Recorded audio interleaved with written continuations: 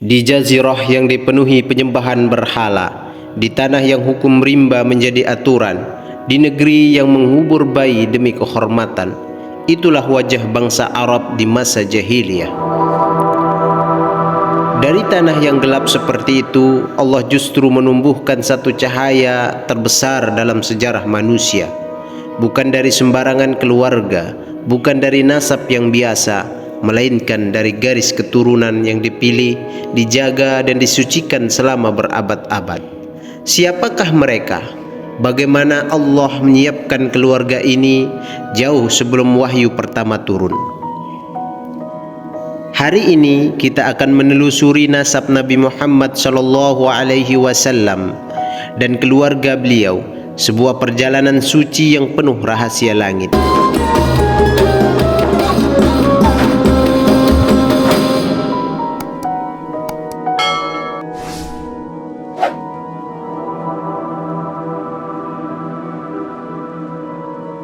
Sahabat Khazanah, Nabi Muhammad SAW lahir bukan dari nasab sembarangan.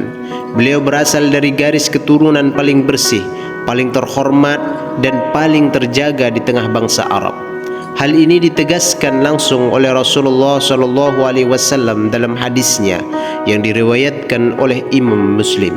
Inna Allah astafa Kinanah min walidi Ismail, wastafa Quraisy min Kinanah, wastafa Bani Hashim min Quraisy, wastafani min Bani Hashim.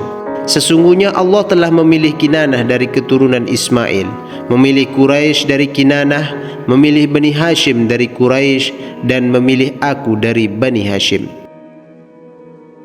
Hadis ini menjadi bukti bahwa kelahiran Rasulullah SAW bukanlah kebetulan sejarah.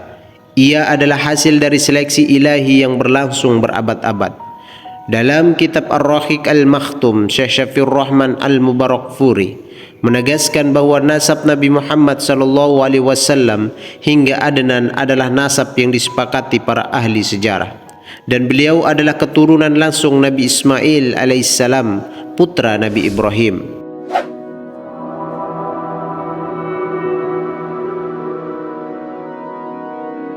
Sahabat Khazanah, ini adalah nasab Nabi SAW yang paling kuat dan disepakati oleh para ulama. Muhammad bin Abdullah bin Abdul Muttalib bin Hashim bin Abdu Manab bin Qusay bin Kilab bin Murrah bin Ka'ab bin Lu'ay bin Ghalib bin Fihir bin Malik bin Nadir bin Kinanah bin Khuzaimah bin Mudrikah bin Ilyas bin Mudar bin Nidar bin Ma'ad bin Adnan. Para ulama seperti Ibnu Hisham dan Ibnu Katsir menjelaskan bahwa silsilah setelah Adnan hingga Nabi Ismail memang diperselisihkan karena keterbatasan riwayat. Namun satu hal yang pasti, Rasulullah SAW adalah keturunan Nabi Ibrahim melalui Nabi Ismail, dan inilah nasab paling mulia yang Allah jaga sepanjang sejarah.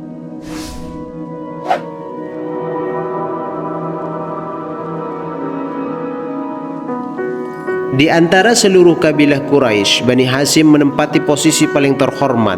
Mereka adalah penjaga Ka'bah, pelayan jamaah haji, dan pemilik kehormatan sosial di Mekah. Dan dari kabilah inilah muncul seorang tokoh yang kelak menjadi sandaran bagi Nabi kecil SAW, yaitu Abdul Muttalib, sang kakek.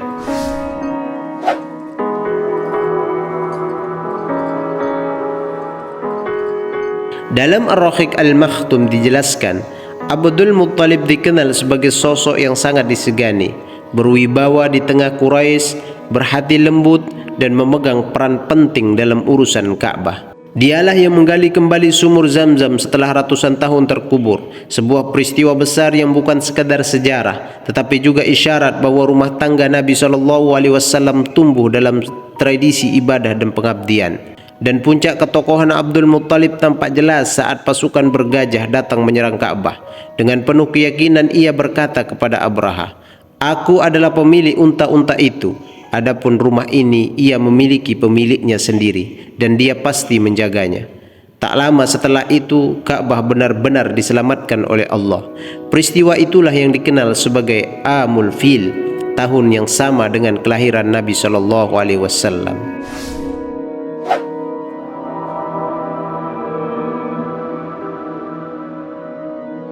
Kini kita masuk lebih dekat, bukan lagi pada nasab panjang, tetapi pada keluarga inti Rasulullah SAW. Yang pertama, Abdullah bin Abdul Muttalib, ayah Nabi SAW.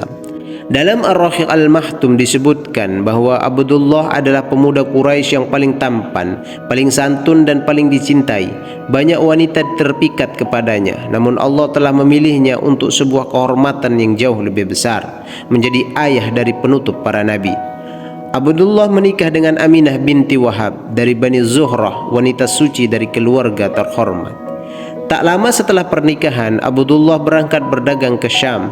Dalam perjalanan pulang, beliau jatuh sakit dan wafat di Yasrib, Madinah. Sementara Aminah sedang mengandung Rasulullah SAW. Sejak dalam kandungan, Nabi SAW telah merasakan kehilangan sang ayah. Para ulama menyebut ini sebagai bagian dari tarbiyah ilahiyah, agar hati beliau kelak tergantung sepenuhnya kepada Allah, bukan kepada manusia. Yang kedua, Aminah binti Wahab, ibu yang diberkahi cahaya. Aminah adalah sosok wanita yang dikenal lembut, menjaga kehormatan diri, dan berasal dari keluarga yang terhormat di Quraisy. Dalam beberapa riwayat disebutkan bahwa saat mengandung Nabi SAW, Aminah melihat cahaya yang keluar dari dirinya hingga menerangi istana-istana Syam. Walaupun sebagian sanadnya diperselisihkan, para ahli sirah menyebutkan bahwa peristiwa-peristiwa ini menunjukkan keagungan janin yang dikandungnya. Aminah juga merasakan kehamilan yang ringan, tenang, tanpa beban berat sebagaimana umumnya perempuan. Namun kebahagiaan itu tidak berlangsung lama. Beberapa tahun setelah kelahiran Nabi SAW, Aminah wafat dalam perjalanan pulang dari Madinah. Rasulullah SAW pun kembali diuji sebagai seorang yatim piatu.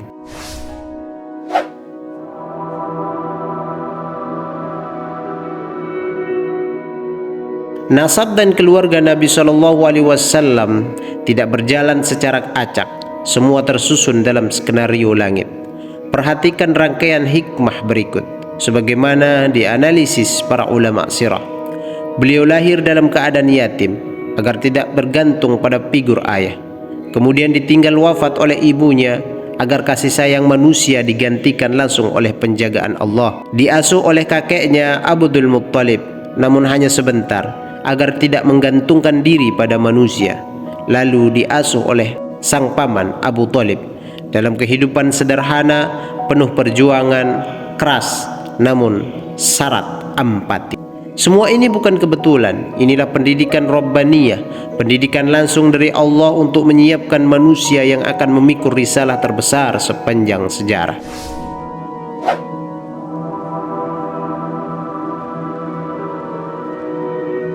Sahabat khazanah, semua rangkaian ini ditegaskan oleh Allah Subhanahu wa taala dalam firman-Nya, Quran surah Al-Furqan ayat 20. Wa ja'alna ba'dakum li ba'din fitnah atabsirun wa kana rabbuka basira. Dan kami jadikan sebagian kamu sebagai ujian bagi sebagian yang lain. Maukah kamu bersabar? Dan Tuhanmu Maha melihat. Ayat ini mengajarkan kepada kita bahwa setiap kehilangan Nabi SAW, setiap fase pengasuhan, setiap ujian dalam hidup beliau, semuanya berada dalam pengawasan dan rencana Allah Subhanahu wa taala. Karena itulah para ulama menyebut nasab dan keluarga Nabi SAW adalah madrasah pertama yang Allah bangun sebelum wahyu diturunkan.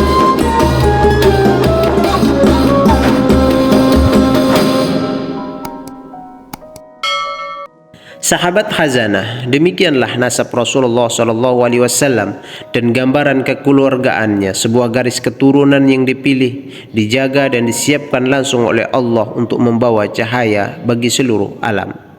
Terima kasih telah menonton. Jangan lupa subscribe, komen dan share.